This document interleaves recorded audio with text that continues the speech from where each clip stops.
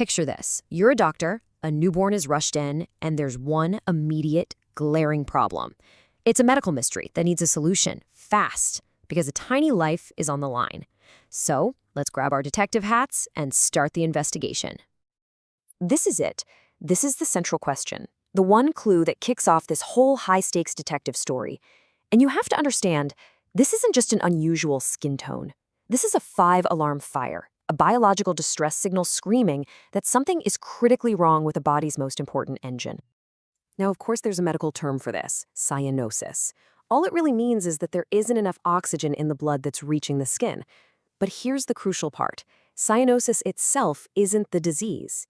Think of it as the first, giant, blinking clue that points our investigation in one very specific direction. Straight to the heart. So just like in any good detective novel, when a cardiologist sees a major clue like cyanosis, they immediately pull up a mental lineup of the usual suspects. These are a specific group of congenital heart defects that are, by far, the most likely culprits.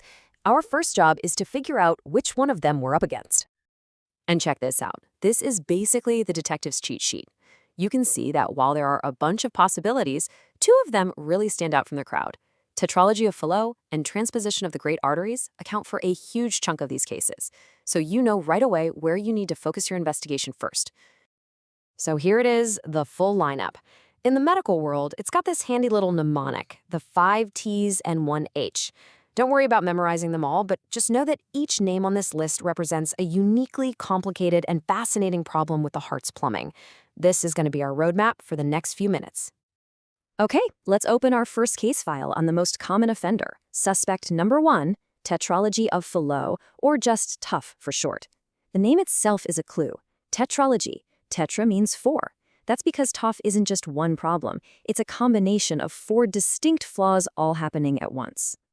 So what are these 4 flaws? Well, first you've got a narrowed pipeline to the lungs. Second, a hole between the 2 main pumping chambers. Third, the body's main artery is kind of straddling that hole in the wrong spot. And finally, because of all that, the right side of the heart muscle gets thick and overworked. You put those 4 things together, and you've got a perfect storm where blue, oxygen-poor blood can take a shortcut right past the lungs and out to the body. Every good detective needs a smoking gun, right? Well, for TOF, this is it. On a simple chest x-ray, that overworked right ventricle makes the heart take on this very distinct boot shape.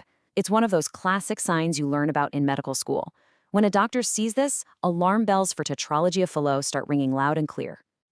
But here is where TUF gets truly dangerous. These kids can have what are called TET spells. Something as simple as crying or feeding can suddenly clamp down that narrow path to the lungs, causing a catastrophic drop in oxygen. The baby turns a deep, scary blue. It's a terrifying emergency, but there's an amazing, simple first aid trick. You bring the baby's knees to their chest. This simple move changes the pressures in the body and can literally save their life, buying crucial time to get to the hospital. Okay, time to close that case file for a moment and move on to our second major suspect, transposition of the great arteries, or TGA. Now, this one is different. It's not a collection of 4 flaws. It's one single, catastrophic plumbing error. I want you to imagine the plumbing in your house was set up all wrong. The pipes with fresh, clean water just loop back to the water main, and the pipes with used, dirty water just circulate endlessly through your house. That's exactly what TGA is. You have 2 completely separate circuits. The lungs get oxygen-rich blood, and they just send it right back to the lungs. The body gets oxygen-poor blood and sends it right back to the body. They never cross. The only reason these babies survive even for a minute is if there's a small, natural leak somewhere between the 2 systems. And just like our last suspect, TGA has its own telltale X-ray sign. It's a bit more subtle, but classically, the heart can look like an egg on a string. It's another one of those famous visual clues that helps doctors crack the case very, very quickly. With TGA, it is an absolute sprint against the clock from the second the baby is born. The first step is giving a medicine to keep a temporary fetal vessel open, which buys some time. Then, they might need an emergency procedure to create a bigger hole for blood to mix. And the grand finale, a mind-bogglingly complex surgery called the arterial switch has to happen within the first week of life. It's truly one of the most intense races against time in all of medicine. So, TOF and TGA are the big 2, but our lineup isn't empty yet. Let's do a quick lightning round through the rest of the rogues gallery. These are less common, but each one presents its own totally unique and incredible challenge. First step, truncus arteriosus. So a normal heart has two big arteries coming out of it, like a two-lane highway. In truncus, those two highways never split. It's just one giant superhighway. This sends a massive flood of blood to the lungs and requires some incredibly creative surgery to basically build two new arteries from scratch. Next is a mouthful, total anomalous pulmonary venous return, or TAPVR. The name just means the lung veins got plugged into the wrong spot. But what's fascinating here is that it can show up in two totally different ways. If the connection is wide open, the baby might look almost fine. But if that connection is blocked, it becomes one of the most urgent cardiac emergencies there is. Okay, we've identified the culprits, we've seen the problems, but honestly, the most amazing part of this entire story isn't the mystery. It's the solution. It's the absolute marvel of how medical science has stepped in and completely rewritten the ending for these kids. And if we're going to talk marvels, we have to start with the Mount Everest of pediatric cardiology, hypoplastic left heart syndrome, HLS. With this one, the entire left side of the heart, the side that's supposed to do all the heavy lifting for the body, it just didn't grow. These babies are born with quite literally half a heart.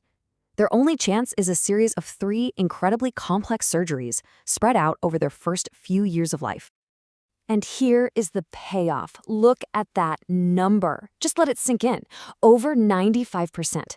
Remember TGA, the swapped circuits problem that was once uniformly fatal? The arterial switch operation to fix it is now so successful in major centers that survival is expected. It's one of the greatest triumphs in the history of surgery. Just wow. And then we look back at HLHS, that Mount Everest problem. The one-year survival is now around 70%. Now, on one hand, getting 70% of babies born with half a heart to their first birthday is an unbelievable, miraculous achievement. But on the other hand, it shows you just how fragile these patients are and how much further we still have to go. And this might be the most important part of the whole story. The verdict here is never cured. These surgeries are life-saving, they are miracles, but they can't create a perfectly normal heart. The original blueprints are still there.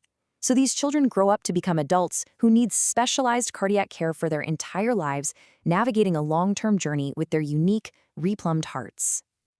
When you take a step back, it's pretty mind-blowing. In just a few decades, we've turned an immediate death sentence into a manageable, lifelong journey. It really makes you wonder, doesn't it? If science can crack the code on some of the heart's most complex and deadly mysteries, what other impossible puzzles are they going to solve next?